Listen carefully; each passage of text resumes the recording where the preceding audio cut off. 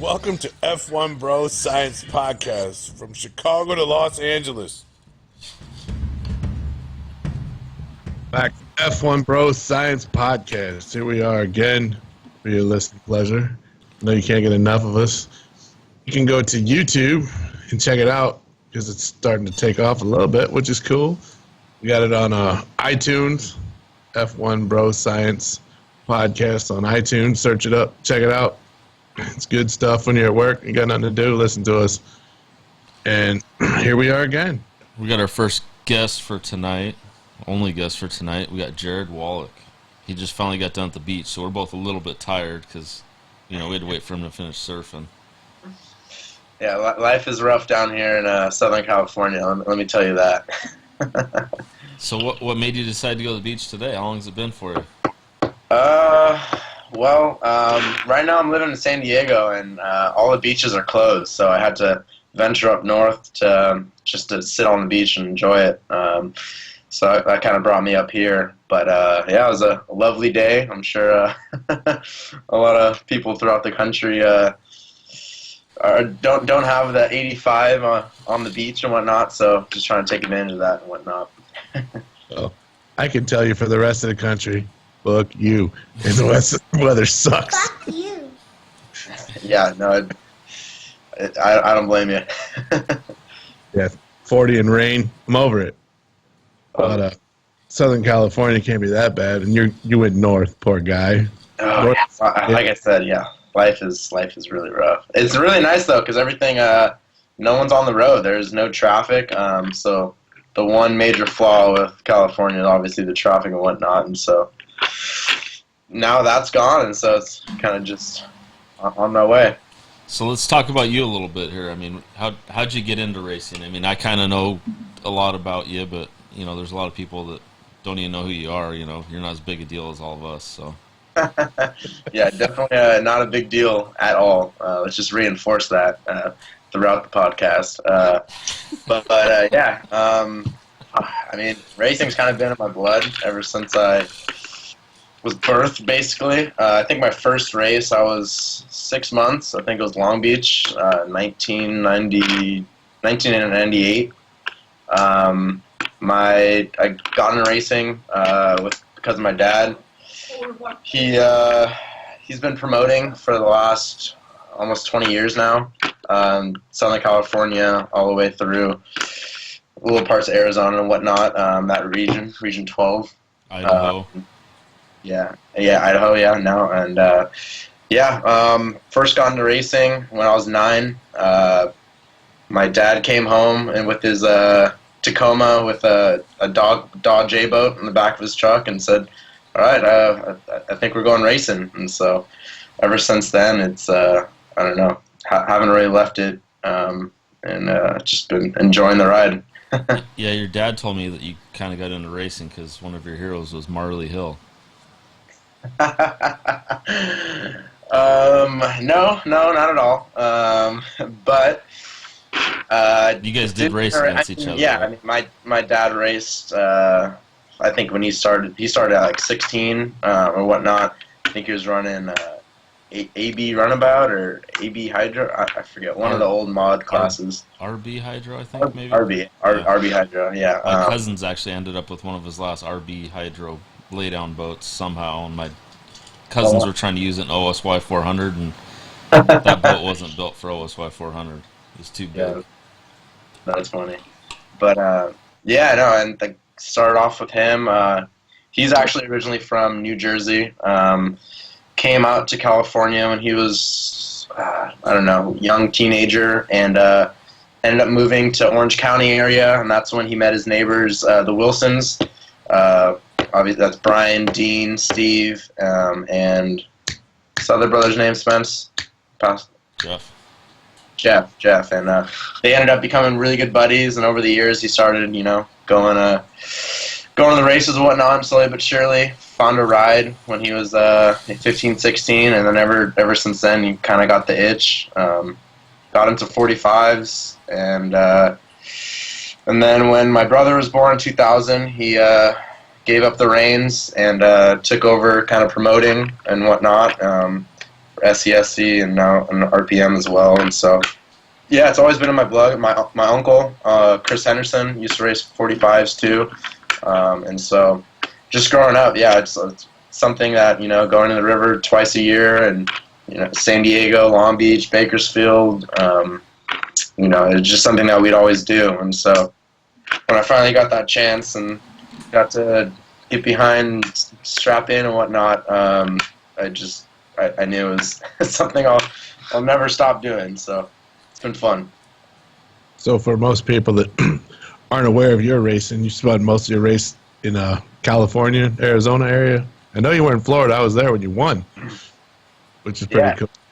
Yeah, no, that was one of the highlights for sure. But yeah, for the most part, I'd say from 9 to 16, I was racing pretty locally. We probably have like 8 to 10 races a year, and so mostly on the West Coast. But once I started racing 45 with Spencer, I began to travel a little bit, and so that was just unbelievable. I mean, it's a whole new game when you get out there, especially back east. Neither one of us will forget, I bet.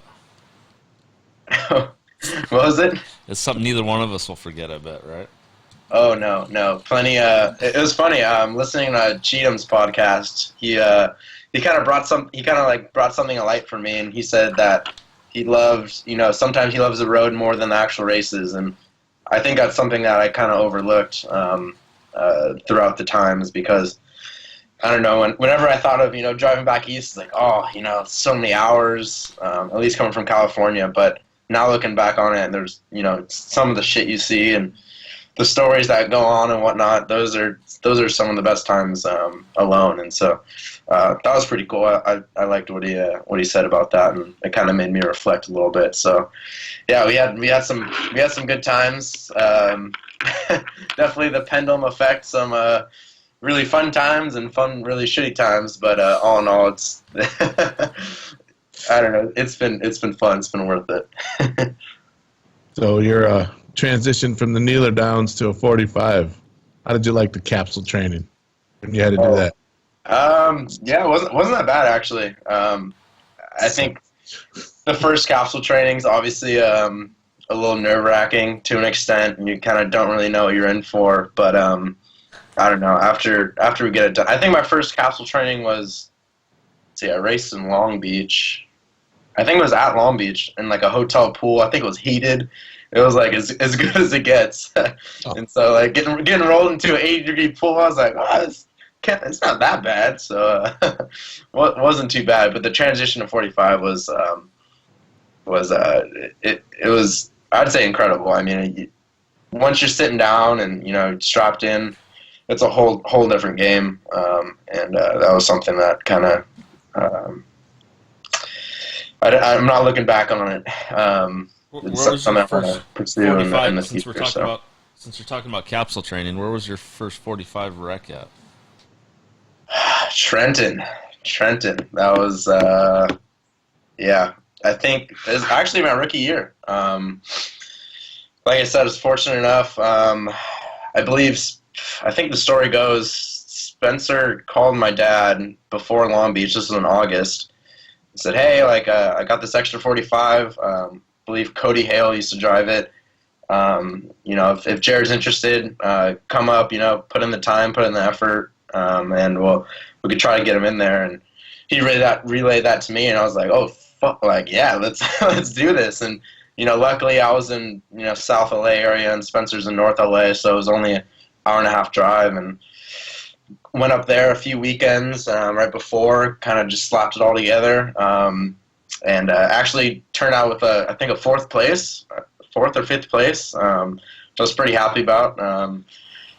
The goal for the weekend was to beat Warren West, and that was the bet against me. No one thought I could do it, but ended up getting by him, and I was on cloud nine. So that was a fun race for sure. A good first break in. So when you got into it too, though, I mean, I'm guessing it was probably a lot more work than you thought when you kind of came up here and started messing with stuff and all that.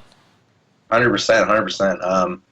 Because people don't really realize how much goes into actually getting to go out there and run good. And it was, even with as much time as you and I put into all your stuff, it was still really hard beating some of those guys. I mean, they put a lot of test time in, and I mean, we'd try and prep, but yeah, I mean, yeah, exactly. Especially with the 45. I mean, it's all the little things coming down together to make one greater effect. And so, for me, coming from the Nealer days, I mean, honestly, I didn't really have too much like mechanical experience. I was kind of just the driver. Like I mean, as cliche as it may be, I'd set up and help out wherever I could, but I didn't really know too much of what was really going on behind the curtain. And once I started coming up with the 45 stuff, I just began to soak everything up, and whether it's building motors or repairing woodwork and all that fun stuff. I definitely learned a lot, and it shows. it definitely makes you think a little bit more when you go into the turn and you're kind of getting ready to do something stupid, and you're like, oh, maybe this isn't a good idea. Exactly, and that was going back to my first wreck in Trenton. It's behind Steve Merleau. It was the world's pretty amped up. I think I qualified fourth or something. Fourth, and I was just happy with that. I was like, wow, this is cool.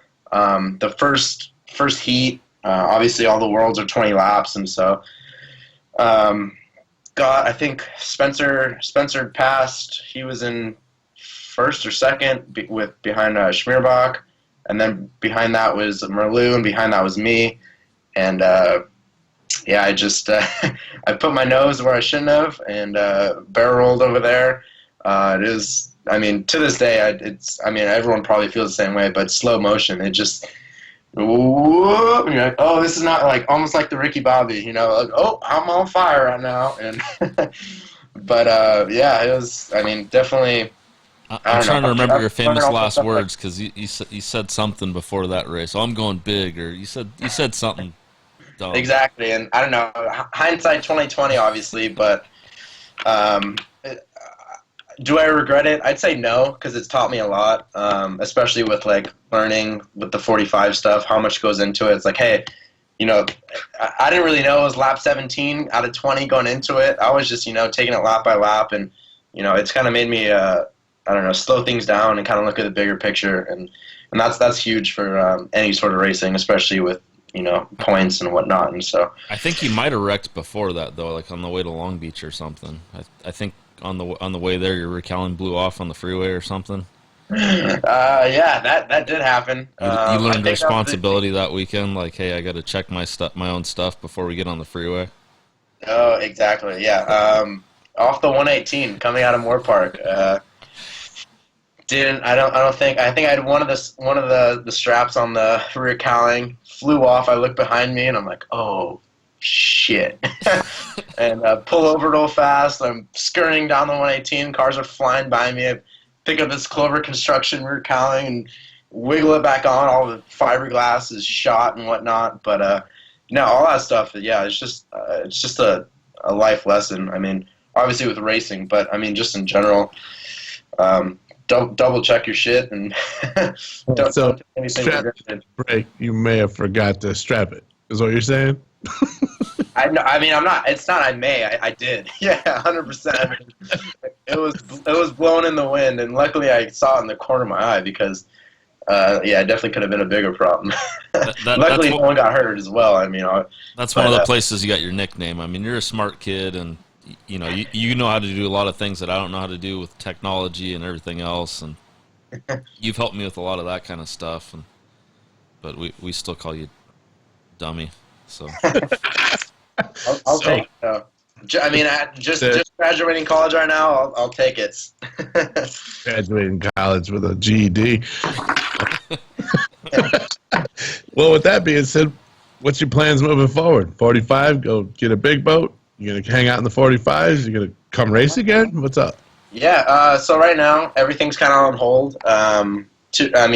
Just graduated, so I'm trying to just make a little get a little buck in my pocket, make some money fast. But I'd like to go back to the 45. I've been a strong believer to an extent of, mastering something and then moving up. And so, I'd love to, really, really master the 45 and get all I can out of it before possibly moving up.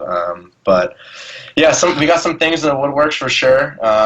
Spence has his torn down old 45, which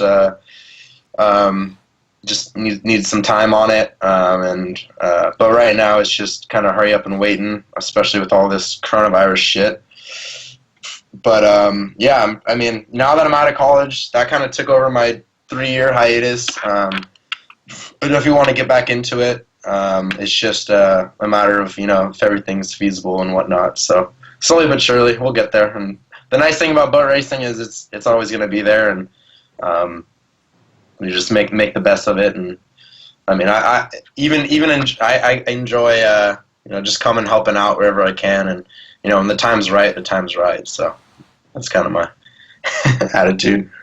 That's a good thing, yeah. Now's the time to either be back in it or get it. As big as it's getting now, it's definitely taking off. This Corona's not helping at the moment, but whatever, we'll go with that. It'll be out of the way before we know it. Exactly.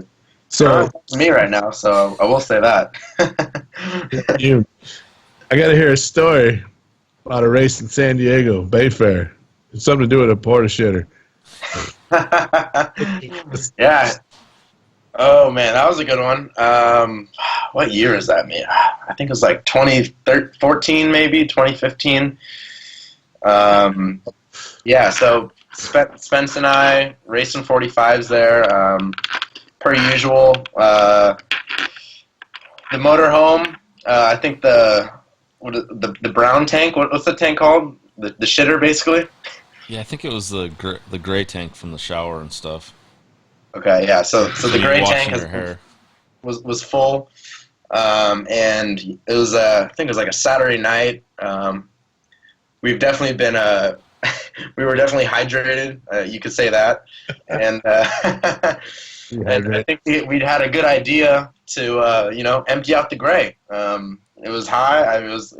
We need to get rid of it, and so me and Gordita Jr., Gordy Jennings Jr., we had the bright idea. With some knowledge by Spencer as well, to empty it out in the porta potty, and that we did. And so we had I think the hose from the motorhome was probably like 50 feet or something like that, and we strung it all kind of zigzag through the pits, and finally got to a porta potty. And 15, 50, same thing. Yeah, but we ended up having some kind of problem, so we had to move the porta potty to make it closer because I think there was some kind of leak or whatever, and so we don't really know how to move the shit, and it's literally shit. And so we grabbed Spencer's quad and some redneck ingenuity, and we took tie downs and X'd them up on the bottom of the porta potty and dragged it down. Dragged the fucking porta potty behind the quad at like 10:30 at night. Got a little closer to us. And yeah, I made it happen, which was surprisingly, it turned out well. We were all able to shower the next day, so that was a good thing. Exactly. And but the next day for drivers' meeting, we, which I think was in Spence's pits, by the way. Someone went into the porta potty, unknowing what went down the night before, and I think quote unquote the words are, "Holy shit! What happened to this fucking thing?" And I think my dad kind of had an idea of who may have done it, and I think he came to us first. But yeah, it was a good time. Yeah, weird. We got blamed for something. Yeah, unbelievable, right? That's just crazy. I mean, yeah. I mean, we didn't do it, but we may have been involved. You know what I mean? Hey, you don't remember it didn't happen. I remember bits. I remember. No, you don't remember it didn't happen. Or yeah, I don't remember it. Yeah, there you go.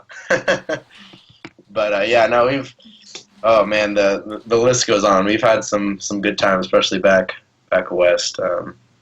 So Yeah, remember the time that, I don't know, you might have woke me up and you and somebody else came running into the camper and I was asleep and you made me sound like a dad.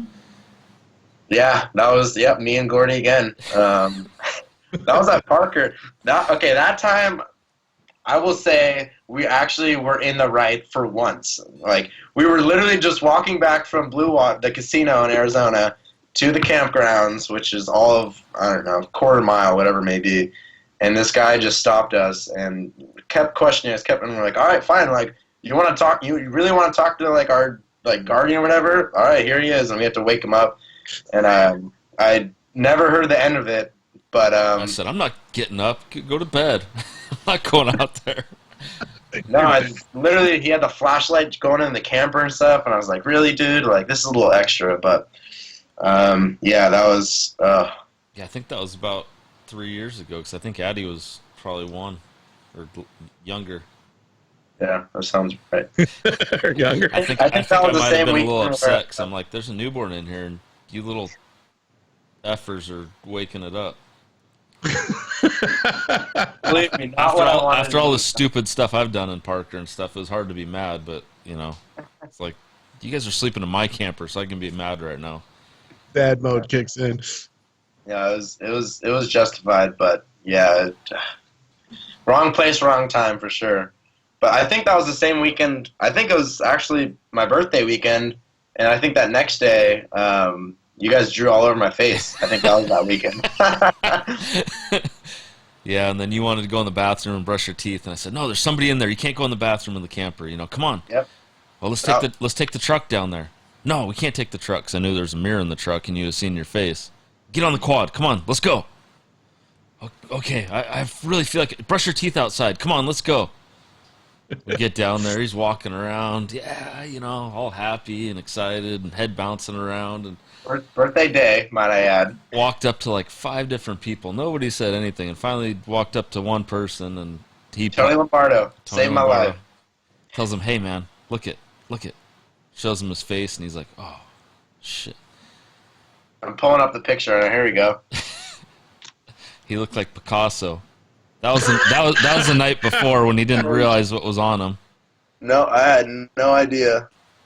But Says, yeah, that was me the morning after Says pulling I'm up gay the on his driver's forehead. thing all, on cloud 9 on my birthday, thinking I'm all cool, and I got shit all over my face. And so that was the. You handled it like a true champ, though. You did good with it. Yeah, no, I thank Tony Lombardo, because he's like, hey, happy birthday and whatnot, but you should probably go look in the mirror. And I was like, oh. And luckily the bathrooms are right next to the driver's meeting at Parker, and so I scrubbed it off real fast and on my way. But yeah, that was funny. And then, yeah, you were just a never-ending party, man. I remember in Colorado last year. Here we go again. Shit show number what? 75? Yeah, I mean, it doesn't really end. I don't know. I think it was more Tony up there. Him and Tony went all the way to Nashville to pick up a boat to go to Colorado and to go race, and then they got there with the boat, and they kept complaining. Tony said, oh, these tires are going to fall off this trail. I said, it's fine. It made it all the way to Texas, and it made it from Texas all the way to Nashville. It's fine. Don't worry about it. They get it to Colorado. We race for the weekend. I'm like, we need to sell this boat. This trailer's not going to make it back. We need to yard sale this thing and get rid of it. And just because I don't want to deal with being stuck on the side of the road for a day with this trailer right now. No, yeah. And when the guy bought it, we told him, I said, hey, the trailer, like the wheel bearings, but he lived in Colorado, so it wasn't a big deal. But yeah, that was an experience by itself, I'd say. Tony and I have done that. We've done that trip almost twice now. We did one where we went to Texas to pick up the 45, and then from there we went to Ohio, for one of the Powerboat National race. But yeah, that last trip, it was definitely a unique experience, to say the least. We had some car issues. The car would just randomly stop. I think we're in the Yukon, or yeah, the car, it just didn't like you guys.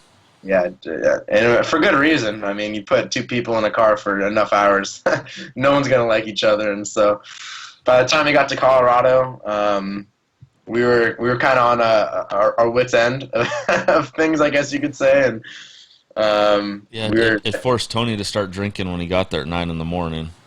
Yeah, 9 in the morning, straight to Poppy Troy's house, and Troy's always got Bud Light stocked up.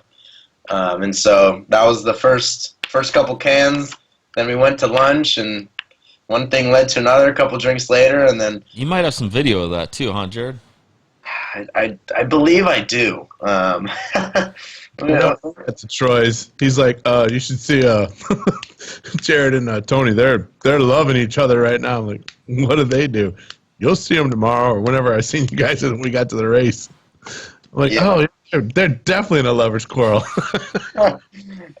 Yeah, I mean, I think we just had one too many hours together, and I mean, all in all, the trip went pretty well, I'd say.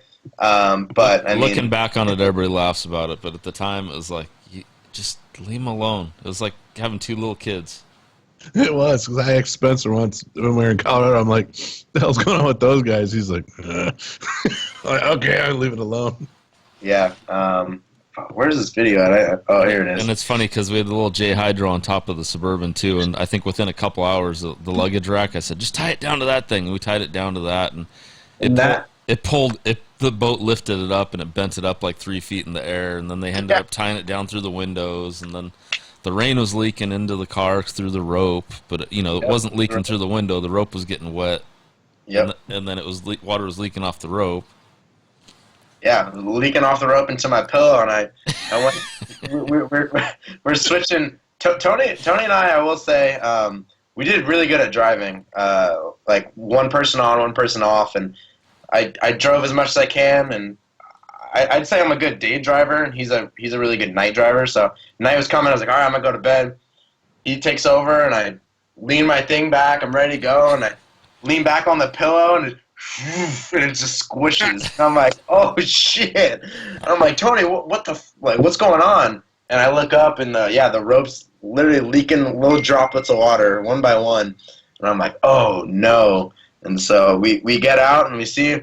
You got the J Hydro's like lifted at an angle, and we're like, oh no! But it ended up working out, and yeah, we just tied the shit out of it, and on our way we went. But yeah, that was fun.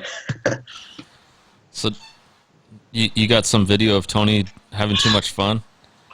Yeah, that's right outside the restaurant there. 12:30 in the afternoon.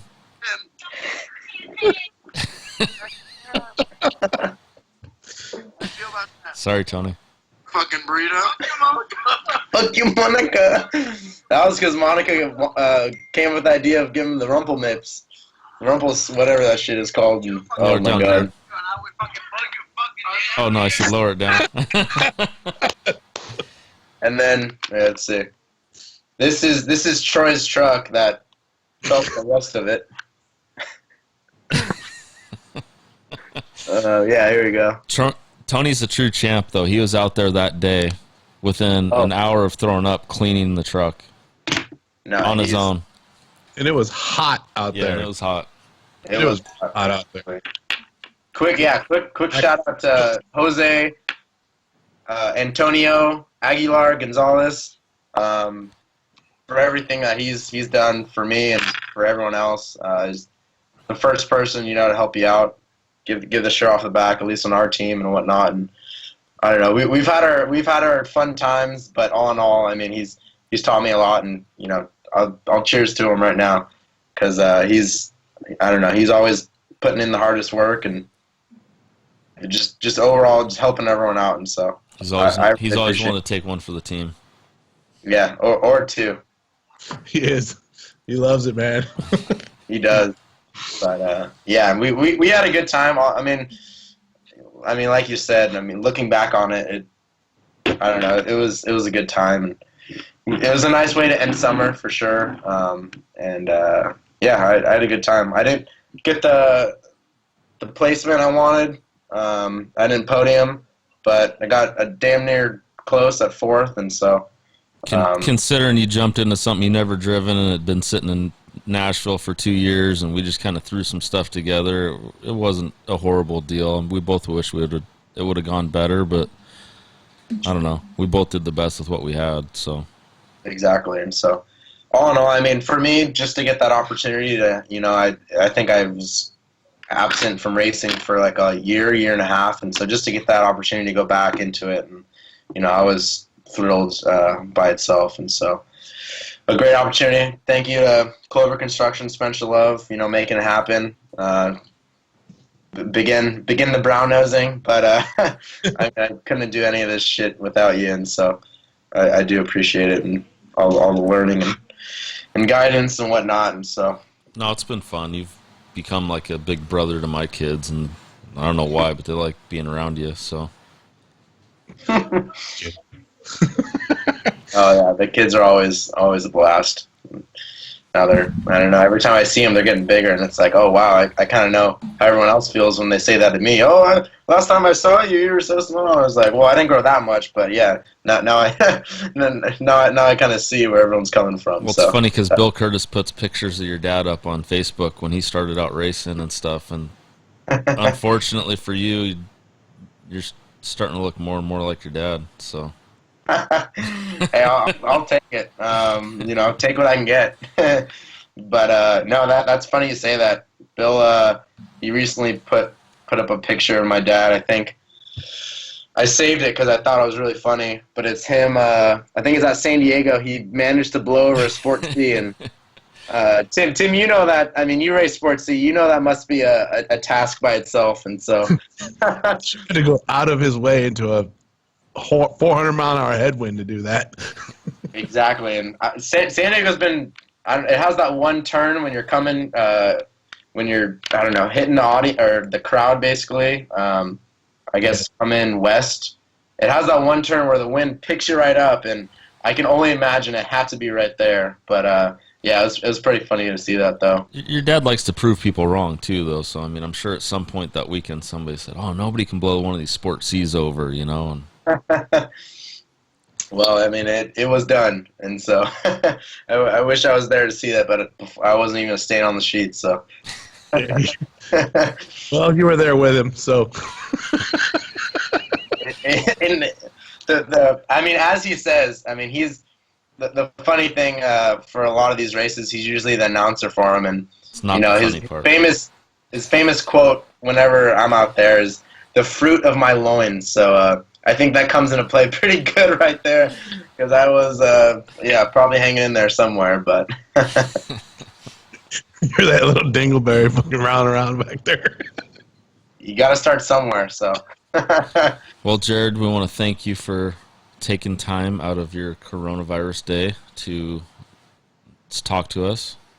Yeah, no, I appreciate it. A little last minute, but I love to make it happen. Keep it going. Our real guest canceled, so you're the only one that I could think of that would get on here last minute. So there we go. No, I'm happy to do so. No, I'm just kidding. We talked earlier today, and we kind of talked about it before. So yeah, you're a really good guest. We'll have to have you on again sometime. Yeah, of course. Quick question for you guys. So I know Dustin Terry briefly spoke on, where F1Bro Science came from, at least the name and whatnot. But whose idea was it? And, how did this whole thing come to be is my question. Well, we just bantered about this earlier. A lot of drinking was involved. I know that. I know a lot of drinking was involved. It was definitely Jack Daniels and Crown Royal were in the room, because they were definitely a big portion of this thing.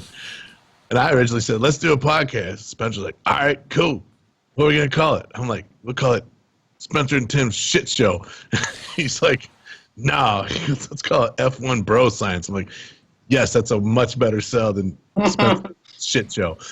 They're close, though. They're close. And personally, I don't remember coming up with that, so there must have been a lot of alcohol involved. Which, the whole coronavirus thing, I mean, there's been a lot of alcohol in the coronavirus. Exactly. Hey, if there's anything good out of this coronavirus crap, we came up with this. I mean, this would be cool. It's going to go on after it. We always got something to talk about. We've all... Never a dull moment. Get to racing again. Then we're definitely going to have more stuff to talk about. And the other thing we do is we're not the like, I don't know, 15-year-olds in grown-up bodies, I think. I mean, I don't know the way to describe it. Yeah, I'm not big on Facebook racing. I mean, it's who's the fastest on Facebook right now? It's all we got to talk about. So I don't know. Trying to come up with some interesting stuff, and you're an interesting person. So Yeah, no, yeah, it's been nice. I've been following. I liked Austin. Big shout out to Austin.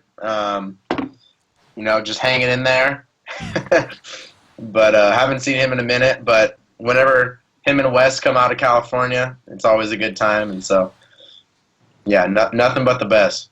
Well, thanks again for joining us, and sorry you're not going to be there next week when we pick up our company car for our podcast for next week. So next weekend is going to be a journey, and we're going to try and do at least probably 2 podcasts over the weekend. We probably won't air them till the day after because there's a good chance that we're going to have to review it before we actually air it. So there's going to be sounds like a limousine involved that might be cheaper than us getting rental cars for the weekend in Texas, right?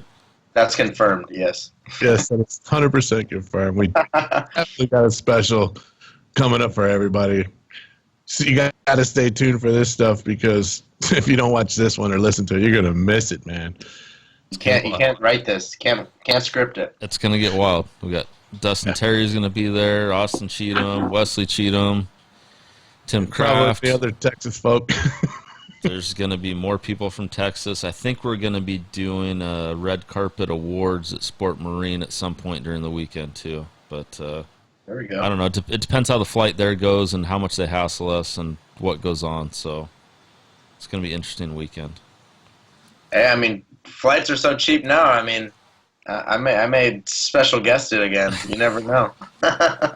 No private jet. I mean, at this point, I think with all this Corona shit, I think the airlines pay you just to go on the plane. So I might take advantage of that. Can't hurt. Can't hurt at all.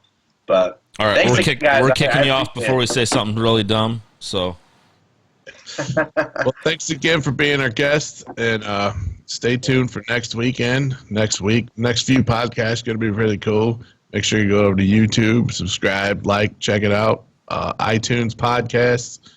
Our Facebook page, a lot of you guys are on it. Share it, like it, and we will be talking to you very soon. Take it easy, everybody. Peace out. Easy.